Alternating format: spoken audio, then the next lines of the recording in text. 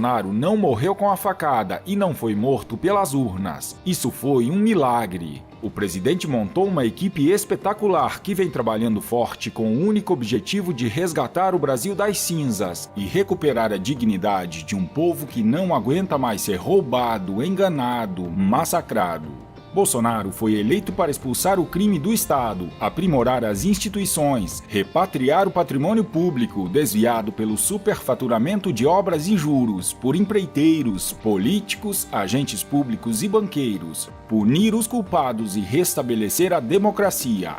Mas como cumprir essa missão se os criminosos continuam mandando nos três poderes da República? O Brasil é refém da cultura da desonestidade, do país que se perdeu, conforme descreveu brilhantemente o ministro Barroso. Eu gostaria de dizer que eu ouvi o áudio. Tem que manter isso aí, viu?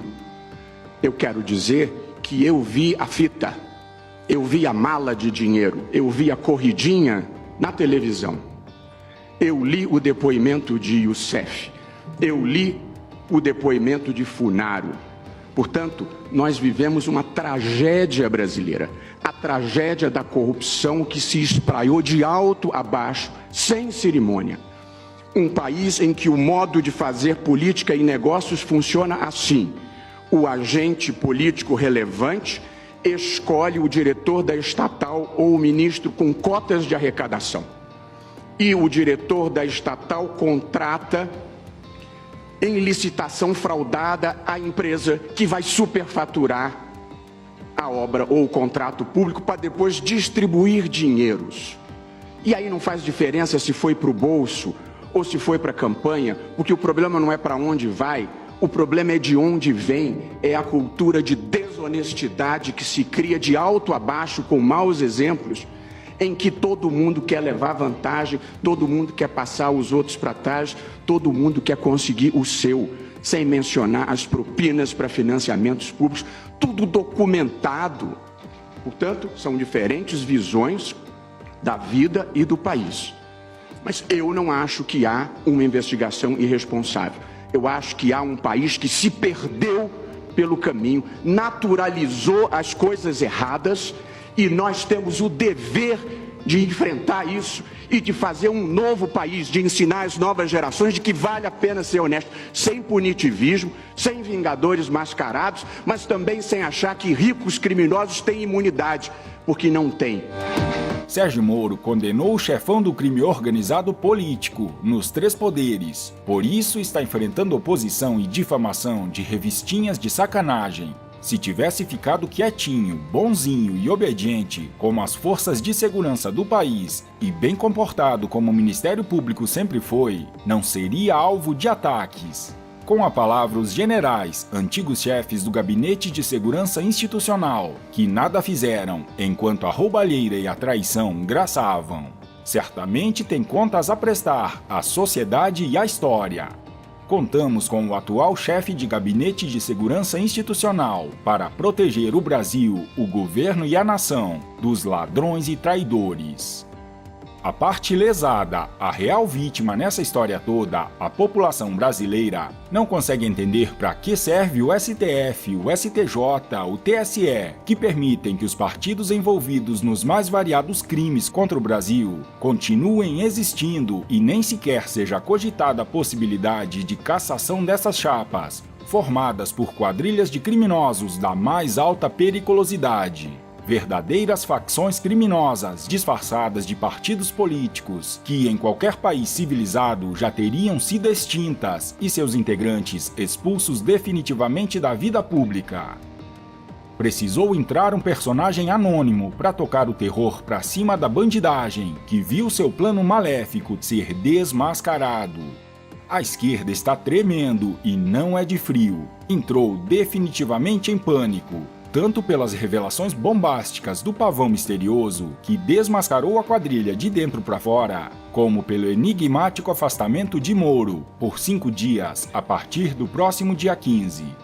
Há especulações que tomara sejam verdade que a saída de Moro de cena pode significar uma operação até internacional sem precedentes que destruiria por completo a esquerda no Brasil. O certo é que Moro prepara o troco e a resposta do ministro, acostumado a lidar com os bandidos mais perigosos e poderosos do Brasil, costuma chegar de camburão, bem cedinho, na porta dos marginais. Outro troco que será devastador para a bandidagem, que usa terno ou toga, está nas mãos do presidente Jair Bolsonaro e será a maior paulada na cabeça das ratazanas. Trata-se da possível indicação de Deltan Dallagnol para assumir a Procuradoria-Geral da República. A campanha já começou. Cabe a nós pressionar o presidente para acabar com a festa da bandidagem. Deltan na PGR seria a pior coisa que poderia acontecer para o crime organizado neste momento. Bolsonaro sabe disso e o presidente, ao contrário do Congresso Nacional e do STF, está atento ao desejo da população de bem. Por isso, a campanha Deltan na PGR é essencial, é nossa obrigação. Falando em Deltan, o procurador da República disse não ao covil parlamentar e recusou fazer parte do circo armado dentro do hospício.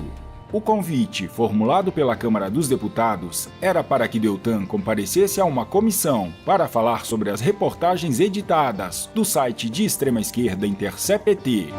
Deltan deu uma aula aos aloprados que insultaram Moro na mesma comissão, afirmando que irá concentrar na esfera técnica suas manifestações sobre o caso e complementou, dizendo que como membro do Ministério Público, sua função é desempenhar trabalho de natureza técnica perante o Judiciário. O procurador ainda esclareceu que não reconhece a autenticidade e a veracidade das mensagens e disse que elas estão sendo utilizadas para atacar a Operação Lava Jato.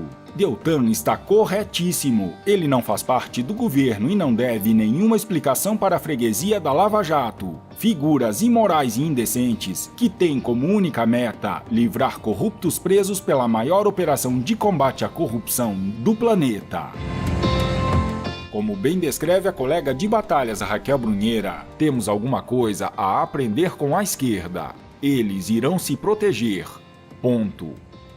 É sempre muito difícil provar um erro médico, porque outros médicos preferem não laudar a falha do colega. A mesma regra serve para dentistas, advogados e juízes. Há um esforço para evitar o escândalo que possa abalar a classe toda. Não é uma invenção do Supremo essa estratégia. No cenário político também vemos isso, e a esquerda defende a esquerda. Vou usar um exemplo recente entre centenas que poderia citar. Ciro Gomes se diz defensor da democracia a qualquer preço, mas ao ser questionado sobre a ditadura venezuelana, ele responde: "Não vou interferir nos problemas domésticos dos países vizinhos. A Venezuela é uma democracia tão democrática quanto a brasileira e a americana." Entendem? Eles jamais se atacam, mesmo que um colega tenha prejudicado ou matado um inocente. Este corporativismo é compreensível em todas as áreas do setor privado, mas na política e no judiciário é mais cruel, porque alcança um número imenso de pessoas. A solução, talvez, seja aprender com eles. A direita aprendeu com a esquerda a se mobilizar, fazer manifestações, lotar as ruas, colocar a imagem de um líder na camiseta e defendê-lo até o fim. É hora de aprender a ser mais coeso, criticar sem desconstruir. Saber proteger o conservadorismo sem precisar atacar o liberal econômico e vice-versa. O presidente Jair Messias Bolsonaro tem meia dúzia de pessoas confiáveis ao lado dele. Talvez os filhos e mais um ou dois nomes de peso. Os demais ninguém sabe se realmente o apoiam ou se apenas surfaram a onda conservadora, lutando contra um sistema poderoso, podre de rico, literalmente, agressivo e que está dentro da creche que cuida do teu bebê até o alto escalão do poder judiciário. E muita atenção você que vem cobrando do presidente uma interferência dele na briga entre mídia, Supremo e Senado. O STF está fazendo o que a mídia já fez centenas de vezes. Para se protegerem, eles provocam uma reação radical do presidente, a fim de legitimar um impeachment e cassação da chapa, forçando novas eleições. E ele sabe disso.